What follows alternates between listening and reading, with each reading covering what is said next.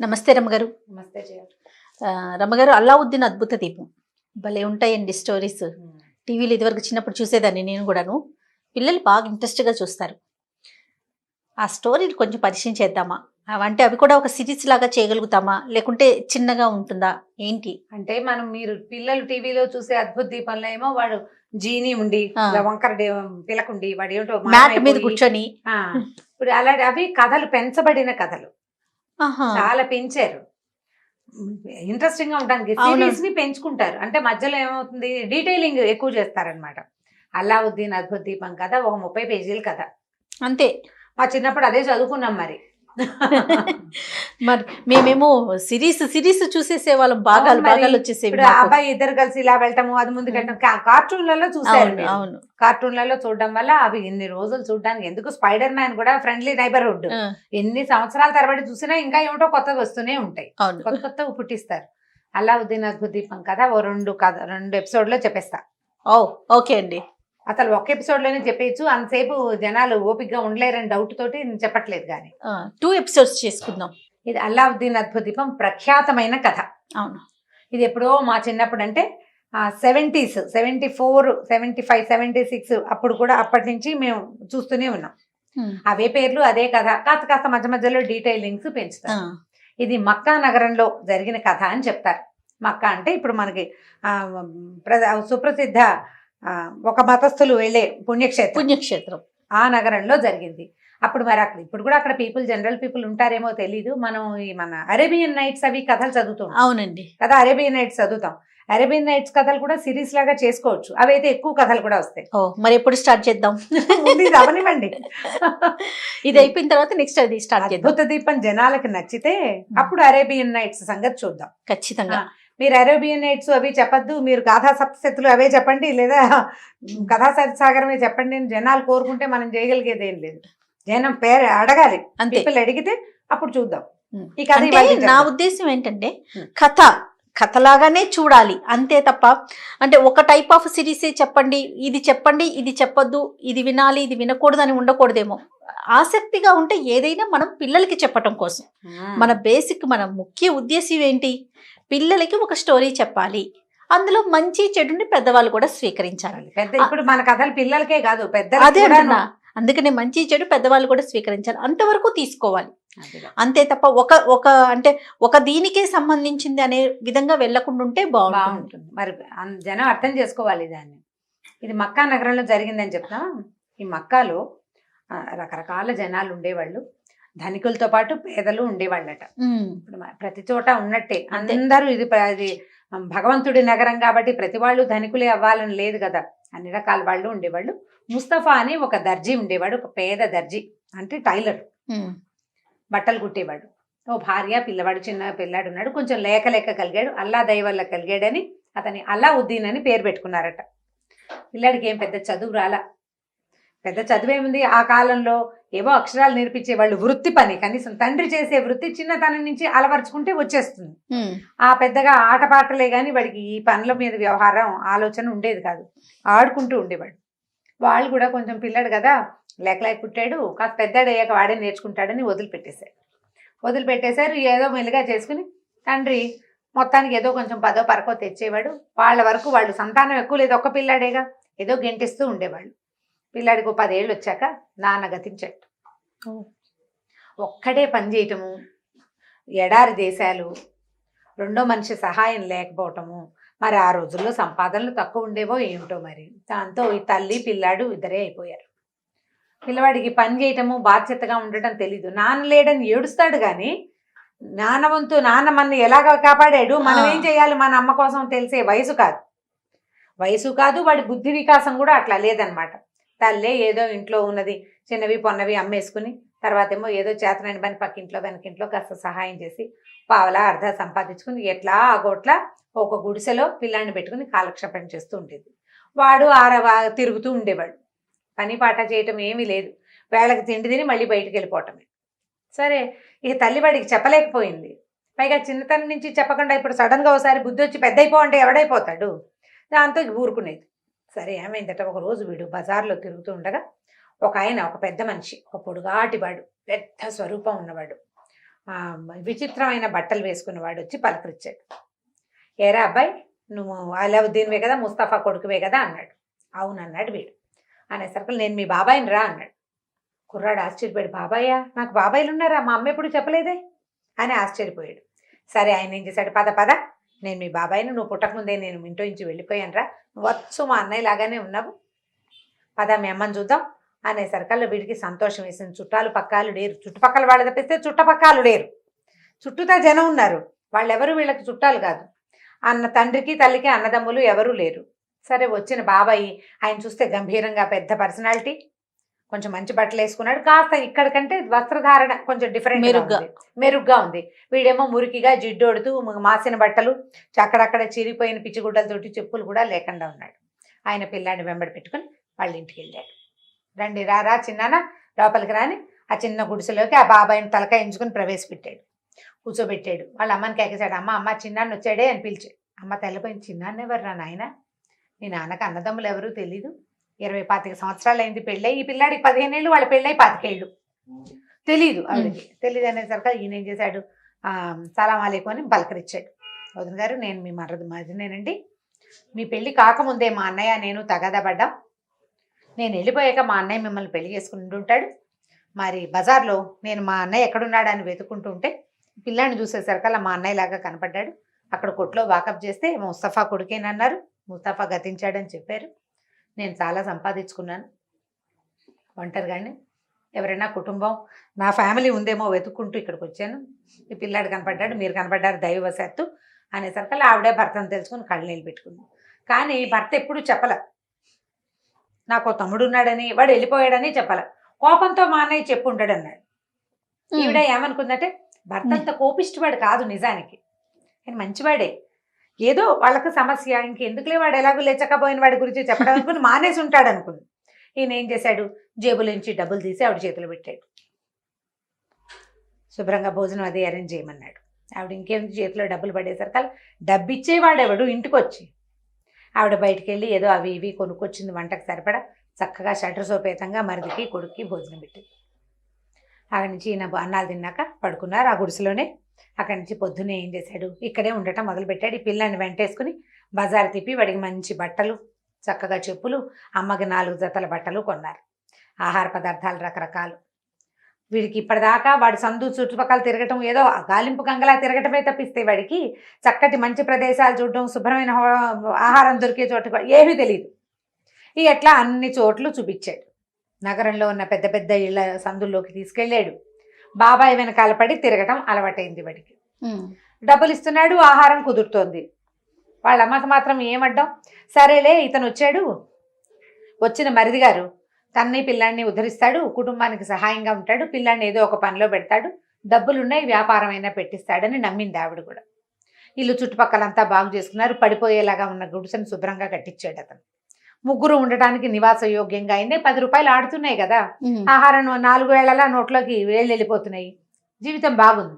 పిల్లాడు హాయిగా కులాసాగా బాబాయ్ వెనకాల తిరగటం మనం ఇప్పుడు కూడా చూస్తాం చూడండి. మామయ్యలు బాబాయిలు వెంట తిరిగే పిల్లలు ఉత్సాహంగా ఉంటారు, ఏది కావాలంటే అది వచ్చేస్తుంది, కేకలేరు, గారాబం ఉంటుంది. ఒకవేళ ఏదైనా మంచి మాట చెప్పినా అది ముద్దుగానే ఉంటుంది, కానీ పిల్లలకు కూడా నచ్చుతుంది రమ్మగారు.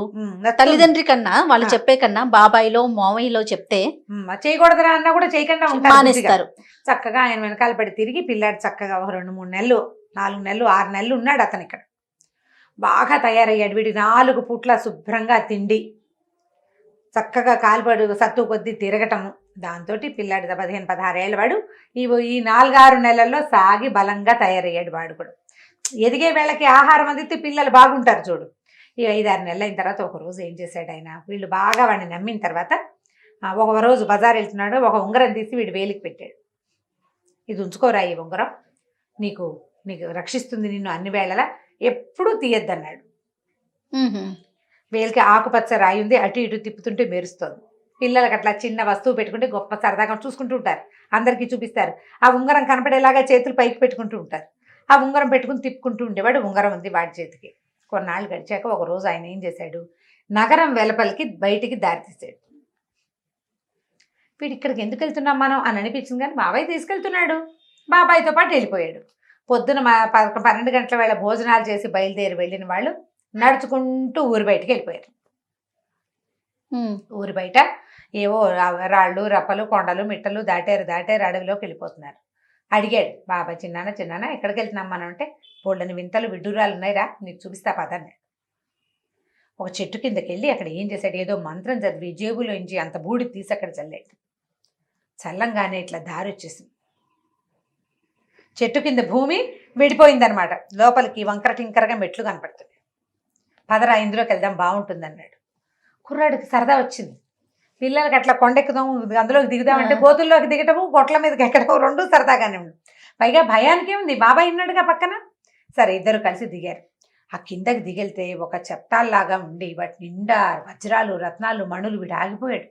ఆ మెరిసిపోతున్న రాళ్ళు చూసేసరికి కల్లా, ఏమిట్రా ఇవి కావాలా నీకు అన్నాడు. తలకాయ ఇప్పాడు పిల్లాడు. నేనేం చేశాడు, గుప్పెళ్ళతో ఎత్తి వీడికి పెద్ద చొక్కా ఒకటి కొనిపెట్టాడు. దానికి రెండు పెద్ద పెద్ద జేబులు ఉన్నాయి. బాబాయ్ కొన్న చొక్కానే. ఆ రెండు జేబులు, అదే మన షరాయి లాంటిది లాల్చీ లాంటిది వేసుకుంటారు, ఈ పక్కన సైడ్ లో జేబులు ఉంటాయి కదా, రెండు జేబుల్లోనూ ఇన్ని ఎత్తి పోసాడు. మూటల్లాగా ఉన్నాయి లోపలికి. సరదా వచ్చింది వాడికి. వాటితో ఎన్ని గోలికాయలు ఆడుకోవచ్చో ఆలోచించుకుంటున్నాడు అనమాట. మణులతో ఏం చేయాలో తెలియని వయసు కదా. ఇంకా లోపలికి వెళ్ళేసరికల్లా ఒక సన్నటి సొరంగం లాంటి గొయ్యి ఉంది లోపలికి. బాబాయ్ అన్నాడు, అరే నేను పైన పట్టుకుంటాను రా, దిగు నువ్వు కిందకన్నాడు. తను ఒక్కడనే దిగమంటున్నాడు. బాబాయ్ వెనకాల వస్తాడు అనుకున్నాడు. ఈ బాబాయ్ చేతులు గుచ్చుకుని వాడిని ఆ గోతులోకి దింపాడు. కొంత మటుకు వేళ్లాడేశాడు. వేళ్లాడేశాక, ఒరే చేతులు వదిలేస్తాను, కింద పడవలే, దూకినట్టు చెయ్యి, కరెక్ట్గా కిందకి వెళ్ళిపోతామన్నాడు. తెంపర్తనం ఉంటుంది పిల్లలకి. 15-16 ఏళ్ళ పిల్లాడంటే భయపడ్డు కదా, మగ పిల్లలు అసలు భయపడ్డరు. పట్టుకుని ఆయన వదిలేశాడు. వీడు కాస్త వెళ్ళి ఆ గోతులో పడ్డాడు. పడిన తర్వాత బాబాయ్ పైనుంచి వచ్చాడు. అరే అటు ఇటు చూడరా, అక్కడ ఏం కనపడుతున్నాయో చూడంటే అటు ఇటు చూస్తే ఒక అంత దీపం లాంటిది ఉంది, లాంతర్. బాబాయ్ ఇక్కడ ఒక లాంతర్ ఉంది అని అడిచాడు. అరవంగానే వీడన్నాడు, బాబాయ్ లాంతర్ తీసి నాకు అందించు అన్నాడు. అప్పుడు వీడికి వెలిగింది. ఇంత దూరం తీసుకొచ్చాడు, మణులన్నాడు మాణ్యాలన్నాడు జేబులో పోయించాడు. ఈ గోతులో తన దిక్కండా నన్ను ఎందుకు దింపాడు. బాబాయ్ ఆజాన్ బాహు, పెద్ద పర్సనాలిటీ. ముందే చెప్పుకున్నాం కదా, 15-16 సంవత్సరాల వాడు ఎట్లా ఉంటాడు, పొడుగెదిగినా సన్నగా పొడుగ్గా ఉంటాడు. వీడిట పల్చటి వీడి పర్సనాలిటీ అందులో దిగుతుంది. అందులోకి దిగేందుకు నమ్మకస్తుడు కావాలి ఈయనకి. అందుకు నన్ను దింపాడు. అర్థమైంది. ఇప్పుడు లాంతరిచ్చేయి అంటున్నాడు. నన్ను లాగు బాబాయ్, నా భయం వేస్తుంది, ఊపిరట్టలేదు అని కేకేస్తే ముందు లాంతరివ్వంటాడు. 4 సార్లు 5 సార్లు నన్ను లాగు నాకు భయం వేస్తుంది, నాకు ఊపిరాటలేదు అని అల్లావుద్దీన్ పిలిచినా వాళ్ళ బాబాయ్ వినిపించుకోలే. లాంతర్ నా చేతికి ఇవ్వు, లాంతర్ పైకి అందించు. చేతులు కిందకి చాపుతున్నాడు. ఏదైనా ఒక గట్టు మీదో దేని మీదో కాలేసి ఆ లాంతర్ అడుగును పట్టుకుని పైదాకా అందిస్తే బాబాయ్ చేతికి అందుతుంది. అది ఇవ్వు అంటాడు. ఒప్పుకోవటంలా. ఏమనిపించిందంటే, ఈ లాంతర్ ఇచ్చేసాక బాబాయ్ నన్ను ఇక్కడే ఉంచేస్తే అనిపించింది. లాగితే గానీ లాంతర్ ఇవ్వను అన్నాడు. వాడికి ఏమిటంటే ప్రాణం పోయే పరిస్థితి వచ్చేసరికి బుర్రలో బుద్ధి వచ్చేసింది అనమాట. నేను ఇవ్వను అన్నాడు. ఆయన ఒప్పుకోలే మా బాబాయ్. లాంతర్ ఇస్తే లాగుతాను, నువ్వు లాంతర్ ఇవ్వంటాడు. అక్కడి నుంచి అప్పటిదాకా నాన్న కన్నా బుజ్జి ఏరా మా బాబు అనే మాటలు కాస్త పోయి లకార మకార ప్రయోగాలు వచ్చేసినాయి. ఇస్తావా ఇవ్వా సైతానికే బచ్చే అంటాడు. అనేసరికి వీడికి అమ్మో వీడేదో చేయబోతున్నాడు నన్ను అనిపించి, ఏమైతే అదయింది, నేను ఇవ్వను కాక ఇవ్వను అన్నాడు. అనేసరికి ఆయన ఏం చేశాడు, ఇక ఒళ్ళు మండిపోయింది. పైన సమయం చీకటి పడిపోతుంది. చీకటి పడ్డాక ఇంకా మంత్రం పారదు, ఆయన బయటికి వెళ్ళలేకపోతాడు. అందుకని ఏం చేశాడు, సొరంగం మూసేశాడు. ఇక్కడే పడి చావు నాకు ఇవ్వకపోతే అని. ఆ ఏ గోతులోకి అయితే ఈ పిల్లాన్ని దింపాడో దాన్ని ఇట్లా చేతులు కలిపేసేసాడు. క్లోజ్ అయిపోయింది. వీడు ఆ చీకట్లో ఆ గోతి లోపల ఉండిపోయాడు అల్లావుద్దీన్. ఈ బయటకు వచ్చిన బాబాయ్ బయటికి నడుచుకుంటూ వెళ్ళిపోయాడు. ఈయన మొదట ఏం చేశాడు, బూడి జల్లి దారి ఓపెన్ చేశాడు కదా. ఇతను పైకి వెళ్ళిపోయాక దారి క్లోజ్ అయిపోయింది. చీకటి పడ్డాక ఇంకా అది తెరవబడదు. ఆ వెళ్తురుండగానే ఎలాగైనా లాంతర్ తీసుకోవాలని ఎంత ప్రయత్నం చేసినా ఈ పిల్లాడి ఇవ్వాల. బాబాయ్ కాస్త బయటికి వెళ్ళిపోయాడు. అప్పుడు వీడు లోపల కూర్చున్నవాడు ఆలోచించుకోవటం మొదలుపెట్టాడు. వీడెవరో మనకు తెలీదు. బాబాయ్ అన్నాడు. మా బాబాయ్ మా అమ్మకి తెలియకపోతే సరే, మా చుట్టుపక్కల వాళ్ళు ఎవరికైనా తెలిసి ఉండాలా, ముస్తఫా తమ్ముడు అన్న మాట ఒక్కళ్ళు కూడా అనలా. ఓహో నువ్వు ముస్తఫా తమ్ముడువే అలాగా అన్నారు. కానీ అవును చిన్నప్పుడు ఇదివరకు ఇక్కడ ఉన్నాడు వీళ్ళిద్దరు కలిసి ఉన్నారని ఒక్కళ్ళు కూడా అనలా. మా అమ్మ నేను తెలివి తక్కువగా డబ్బుల కోసం ఆశపడి ఎవడో ఒకడు చూసుకునేందుకు ఒక దారి తోడున్నాడు కదా అని వీడికి లొంగిపోయాం. బహుశా వీడు ఈ లాంతర్ కోసమే నన్ను తీసుకొచ్చాడు. అర్థమైంది.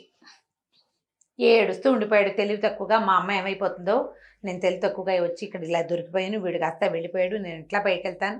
వీడికి గుర్తొచ్చింది మొదటే, ఎందుకంటే ఈ భూమిలోకి లోపలికి దిగాం, బోళ్ళంత దూరం దిగాం, బోళ్ళంత దూరం నడిచాక ఈ గోతులోకి దింపాడు. అంటే ఈ గొయ్యి నుంచి ఆ గొయ్యికే బారెడు దూరం ఉంది, అందులోంచి పైకి ఎలా వెళ్తాను నేను. ఏడుస్తూ స్పృహ తప్పి పడిపోయాడు. 2-3 రోజులు ఉండిపోయాడు లోపలే. ఈ బయటికి వెళ్ళిన బాబాయ్ ఎక్కడికో వెళ్ళిపోయాడు. ఈ లోపల ఉండిపోయాడు కదా. 3వ రోజు కాస్త 2.5 రోజులు అట్లా గడిచేసరికి వాడికి మెలకు వచ్చింది. మెలకు వచ్చి ఏడ్చి ఏడ్చి కళ్ళు చారకలు కట్టేసి ఆకలి మార్చేస్తోంది. బాగా గాలి రావట్లేదు, ఎక్కడి నుంచో కొంచెం గాలి ఉంది కానీ ఊపిరి రావటం లేదు. చేతులు ఇట్లా ఇట్లా ఏం చేయను దేవుడా దేవుడా దేవుడా అని చేతులు ఇలా ఇలా ఇలా ఇలా అనుకోవటం మొదలుపెట్టాడు. అనుకుంటుండేసరికల్లా సడన్ గా వీడికి ఆకుపచ్చ ఉంగరం ఒకటి ఇచ్చాడు కదా, ఆ ఉంగరం మీద ఇట్లా ఇట్లా రుద్దుడైపోయింది. భగ్గుమని ఒక మంట మండి చిన్న భూతం ఒకటి బయటకు వచ్చాడు అందులో నుంచి. ఏం కావాలి ప్రభు మీకు అన్నాడు. ముందు హడిలిపోయాడు, ఏమిటి వీడు ఎవడో వచ్చేసాడు అని. బాబో ఆయన కళ్ళు మూసుకున్నాడు. నిశ్శబ్దంగా ఉందంతా. కళ్ళు తెచ్చేసరికల్లా మళ్ళీ భూతం అడుగుతుంది, ఏం కావాలి ప్రభు అని.